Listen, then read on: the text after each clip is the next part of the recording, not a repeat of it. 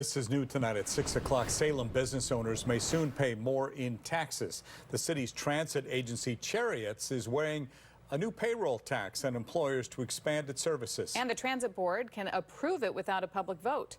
K2's Vasily Varlamos is live in Salem tonight. So, Vasily, the state legislature gave them the power to do this years ago. Yes, Deb, in 2018, state lawmakers passed a bill allowing the board to change or make a change to the tax on its own, which gives them the same power that both TriMet and the Lane Transit District have.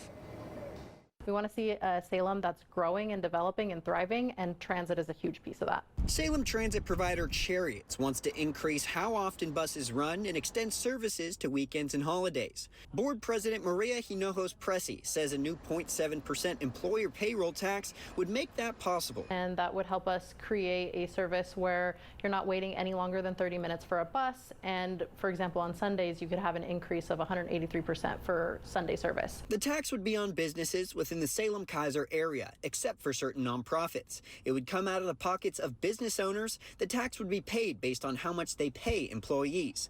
Cherriots says this will generate an additional $39 million annually. Hinojos Pressey says every dollar spent on transit generates more than double in local economic impact. On the other hand, business leaders in Salem say the tax comes at a bad time for local businesses. Salem Chamber of Commerce CEO Tom Hoffert says it would likely force businesses to cut raises and bonuses or pass higher costs onto consumers. Every single day is going to have a huge impact on how they can fund their business and then give back to this community that they so love and support. Hoffert and Mike Erdman, CEO of the Home Builders Association in Marion and Polk counties, both pointed to past transit tax votes that area residents opposed. Most recently in 2023, Salem residents rejected a similar payroll tax increase by an 82 to 18% margin. So moving forward with this tax without going to the voters, I think disrespects the voters.